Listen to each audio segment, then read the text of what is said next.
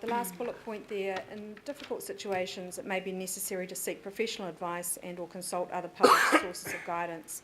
And just the point being made there is all of this assistance is available to each of you.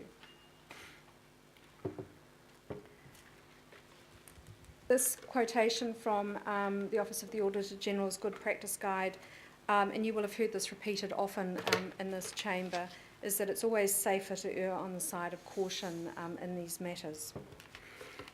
I made the comment there that transparency can be enhanced by visible management of conflicts, and that, of course, underpins why you have the standing agenda item where conflicts interest can be identified and declared and listed transparently in Council's minutes.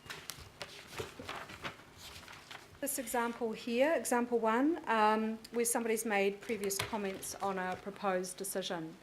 The Good Practice Guide says you could create a legal risk for the decision that the local authority is making if you participate in the consideration of the matter, and if you have made statements that suggest your mind is made up about the particular matter before having heard all views, that your position is so fixed that you are unwilling to fairly consider the views of others, or that you are not prepared to be persuaded by further evidence or argument, or that you refuse to read or listen to reports or submissions presented to the authority. The point I wanted to make here that you've got highlighted in the box is that there is a clear line between having a view that you keep to yourself, having a view that you articulate, commenting on policy issues in a political context. But keeping an open mind is the key. There is nothing problematic in articulating or having a view. The main thing is to have that open mind and be able to show, if anyone later makes an allegation that you did not have an open mind, that you came to the decision making prepared to take into account the information before you. And recommending a cautious approach consistent with the advice that Stephen and I have given you around taking a cautious approach to commenting on the decisions before you in this important phase. Example 2, where a member has made a personal submission. The Good Practice Guide indicates that you could create a legal risk if you participate in the authority's consideration of a matter where you've made a formal submission to the authority in your personal capacity to support or oppose a particular proposal as part of a public submissions process. And the second point, I'm just emphasising there that in our own code of conduct, it says that a member must not deliberate in a public consultation process where that member's made a personal submission. So in short, no discretion under our code to participate, notwithstanding that it's normally an individual's decision whether or not to do so. The second part in that box is important, in that the requirement to stand aside is confined to only those parts of the decision that are directly relevant to what may have been the subject of a personal submission. So it's a very proportionate response. Is important. You don't need to throw your hands up and think that you can't partake in all of the decision necessarily, but again, very context specific. Example 3, you may have a close relationship or association with another organisation, entity or person that has made a submission or has made comments on a proposed decision. I'll let you just reading through the guide there. The things to highlight there are, again, increased legal risk if you participate in a consideration of a matter before this authority involving or affecting a club or similar organisation that you're involved with. But this is limited to if you're an executive officer or trustee or otherwise strongly publicly identified with the club, or the matter specifically and significantly involves or affects the club. On the other hand, the possibility of a decision being challenged under this example is likely to be very low if you're just a passive or ordinary member of the club and the organisation is relatively large, or the matter affects the club only indirectly. Similarly, legal risks are likely to be low if you participate and have only had a past involvement with the club or merely have friends who are involved with the club.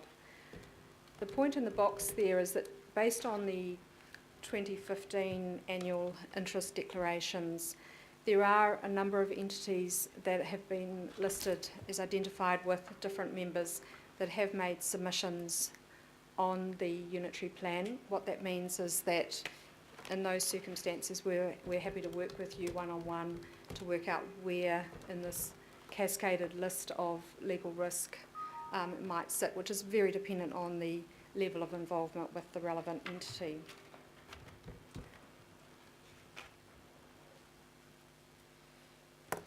Fourth example is where you may have a close relationship or association with another organisation, entity or person that may be affected by the proposed decision. So the distinction between this example and the previous one is that these other entities may have made a submission on the proposed decision. Here it's that they might be affected by the proposed decision.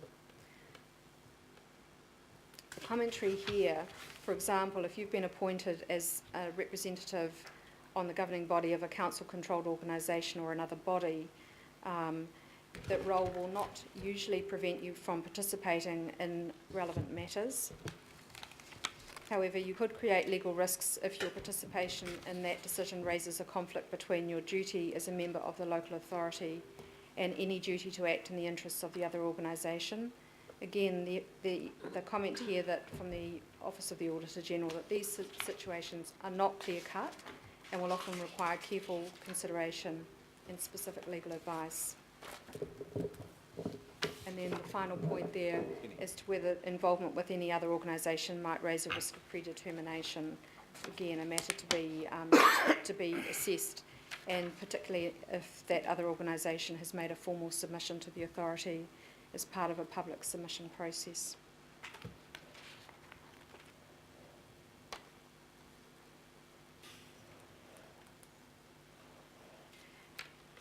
This is just continuing that same example.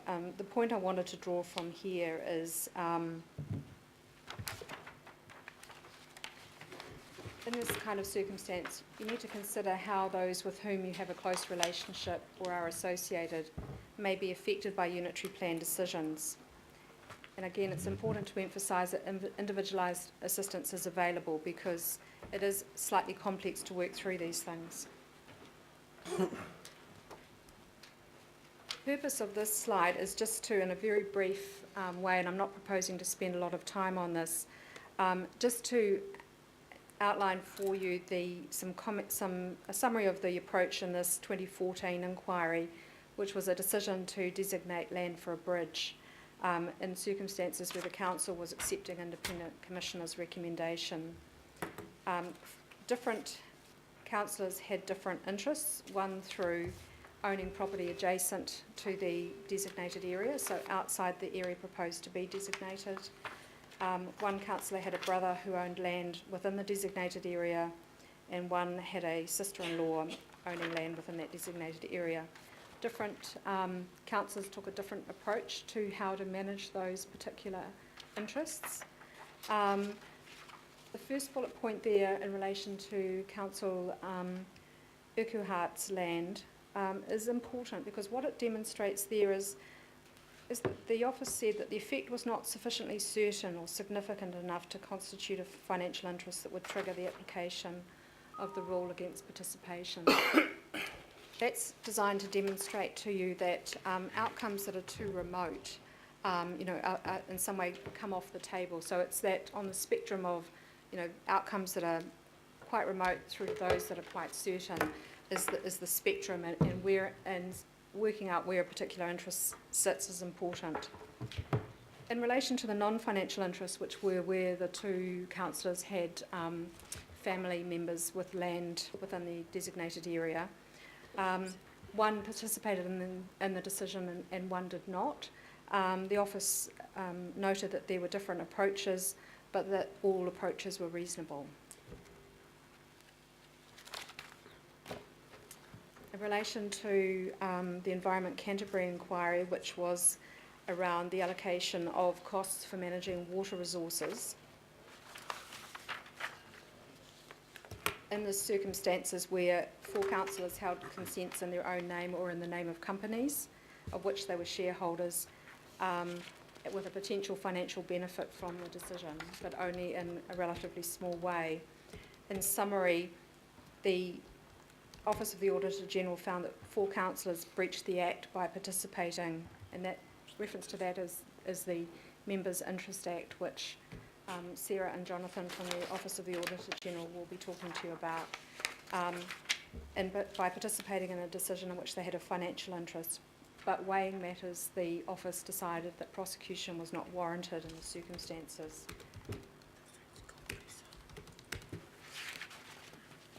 That third to last bullet point from the bottom of the page, the issue of whether a councillor's pecuniary interest or financial interest is an interest in common with the public will always depend on the circumstances of the case and is always a question of degree.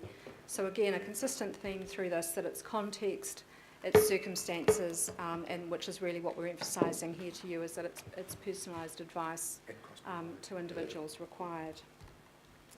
And the final point there, just noting that the office disagreed with legal advice that one of the councillors had obtained, that because it was a policy decision, they could participate. So the office disagreed with that view. Just a couple of slides before I hand over to the Office of the Auditor General, and then it might be helpful if we collectively take decisions at the end of that. Actually, we might just change that a little bit, Catherine. We might just take any questions on this now and then take a 2-minute break and then do OAG. Right. So just general comments. Although dependent on the facts of your particular scenario, if you share a financial interest with a large group of the public, then it's unlikely to be considered a financial conflict of interest and relevant to the unitary plan decision making. Although dependent on the facts of any particular scenario, you can be related or associated with another person, entity or organisation who might be affected by the decision and still participate in this decision, but this requires careful assessment of the situation. What's the overarching key principle that we'd recommend you bear in mind is, would a fair-minded observer reasonably think that the decision maker might not bring an impartial mind to the relevant unitary plan decision? That is, that the decision maker might unfairly regard with favour or disfavour the IHP's recommendation or related submissions and evidence due to his or her non-financial or financial interest. Thank you, Catherine. Mr. Mayor, you had a question? Yeah, just so I want to start at the other side of the coin. A fairly long and exhaustive and necessary description of the fact that we're going to be sitting as judges in a process, and that it's very legal, and so we need to come at it, as the court says, with clean hands. But what I want to know is, what are the consequences? Why are we going through? This is asking a question that some of us know the answer to. But why are we going through this process? What is the risk here to the decision making that we're going to make in terms of the final plan if someone participates and they have an undeclared conflict of interest? If I could refer you to page 15 of the agenda.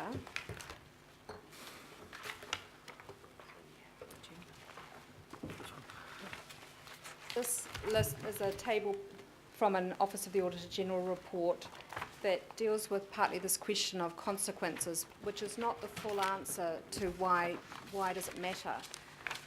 So while I'm getting you to turn to that, just make the general point that the trust and confidence of Aucklanders in council is related to the probity in decision making, and fundamentally what managing conflicts of interest is about ensuring fairness, and that fairness demonstrated and visible contributes to the trust and confidence of Aucklanders in this scenario in relation to council decision making. Looking at page 15 there, you'll see that down the left-hand side there's various scenarios that are identified as either being a financial or non-financial conflict, or a conflict of roles, or an issue of predetermination. The middle column showing what the relevant law is, and you'll see that most of it is common law, apart from the Local Authorities Members' Interests Act. And legal risks, specifically for the member, arise in relation to the management of financial interests, with a potential consequence of a conviction under the Members' Interests Act if the Auditor General decided that prosecution was warranted in the circumstances and the prosecution succeeded. That leads to automatic loss of office.